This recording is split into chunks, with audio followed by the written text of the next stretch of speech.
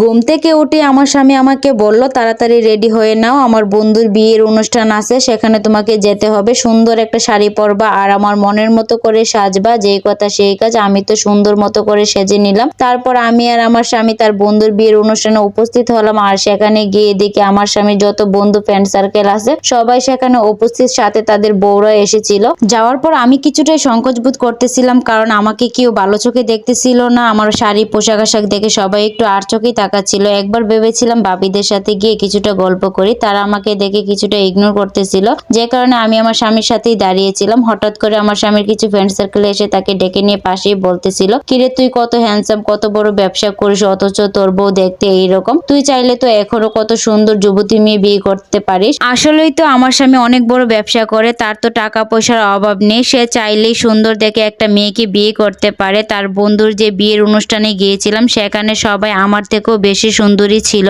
ছেলে মানুষ কিন্তু মেয়ে মানুষের কাছ থেকে টাকা পয়সা চায় না, সে চায় তার সুন্দর একটা বউ থাকবে। তো এই কথাগুলো তার ফ্রেন্ড সার্কেল তাকে বলার পর আমার দিকে এসে তাকিয়ে থাকলো। আমিও তাদের কথাগুলো শুনতেছিলাম। বিশ্বাস করবেন না, আমার এই কথাগুলো শোনার পর এতটা খারাপ লেগেছিল। তখন আমার স্বামী সবই বুঝতে পেরেছিল, আমি তাদের সব কথাগুলো শুনতে পেরেছি। তখন আমার স্বামী যেটা করলো সেটা আমি নিজের চোখেও বিশ্বাস করতে পারতেছিলাম না। আমার স্বামী তখন একটা মুচকি হেসে দিয়ে বলল, দেখ তোরা বিয়ে করেছিস সর্বোচ্চ 5 বছর আগে অথবা 2 বছর আগে, আর আমাদের সাংসারিক বয়স কত জানিস? এই তো 20টা বছর হতে যাচ্ছে। আমার বউর বয়স 38 বছর, আর তোদের বউর বয়স 25 থেকে 26 বছর হবে। আর তোদের বউরা তো একজন যুবতী, তাদের গ্ল্যামারাস তো থাকবেই, তারা এখন সুন্দর থাকবে, এটাই তো স্বাভাবিক। আর আমি যখন বিয়ে করেছিলাম তখন আমি একদমই বেকার ছিলাম। আর ওই যে তোদের বাবিকে নিয়ে এত সময় যে কথাগুলো বললে, ওই মেয়েটা আমার পকেটে 10টা টাকাও ছিল না তখন থেকে 20টা বছর ধরে আমার পাশে পাশে। তোদের বউরা তো তোদের সফলতা দেখে বিয়ে করছে। তোরা বিয়ে করার পর তোদের বউকে নিয়ে ঘুরতে যাচ্ছিস, দামি দামি রেস্টুরেন্টে নিয়ে যাচ্ছিস, শাড়ি গহনা সব দিতে পারতেছিস।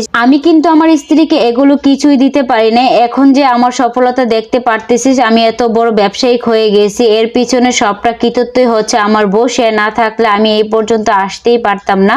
আর তোরা বিয়ে করেছিস সফলতা হওয়ার পরে, তোর বউ তোকে বিয়ে করেছে নাকি সফলতাকে বিয়ে করেছে? কই, আমার বউ তো এরকমটা করেনি। আর তোদের সাহস হয় কি করে আমার বউকে নিয়ে কথা বলার? আর আমার স্বামী যখন জোর গলায় বলে উঠলো, যেখানে আমার বউ সম্মান নেই সেখানে আমিও থাকি না। এই কথাগুলো যখন সবার সামনে বলতেছিল, আমি যে কতটা খুশি হয়েছিলাম সেটা আমি বাসায় প্রকাশ করতে পারবো না। ওই দিন আমার এমনটাই মনে হয়েছিল, ওখানে যতগুলো যুবতী মেয়ে আছে সেখানে সবচেয়ে বেশি সুন্দরী হচ্ছে আমি, সব থেকে বেশি গ্ল্যামারাস আমারই দিচ্ছে। স্বামীর মুখে এইসব কথা শুনে আমার যে কি ভালো লাগা কাজ করতেছিল সেটা আপনাদের বলে বোঝাতে পারবো না। আর এই হিস্টোরিটা হচ্ছে এক আফুর লাইফস্টাইল থেকে নেওয়া। স্বামী হতে হলে তো এরকমটাই হতে হবে, তাই না? যেখানে আপনার স্ত্রীর সম্মান নেই, মূল্য নেই, সেখানে আপনি কেন থাকবেন? হোক সেটা আপনার বাবার বাড়ি কিংবা শ্বশুর বাড়ি, ফ্রেন্ড সার্কেল, যেখানে আপনাদের মূল্য নেই সেখানে আপনারা থাকার দরকারও নেই। আর ইদারিং কিছু পুরুষ মানুষ আছে, কিছু টাকার মুখ দেখলেই বউদেরকে ভুলে যায়। যাই হোক, ভিডিওটা আপনাদের কাছে কেমন লাগছে অবশ্যই কমেন্টে জানিয়ে যাবেন। ভিডিওটা ভালো লাগলে অবশ্যই একটা লাইক করবেন, শেয়ার করবেন। আর ভিডিওটা যদি ভালো লাগে অবশ্যই আপনার টাইমলাইনে লিখে দিতে পারেন। সবাই ভালো থাকবেন, সুস্থ থাকবেন, আমার জন্য সবাই দোয়া করবেন। আল্লাহ হাফেজ।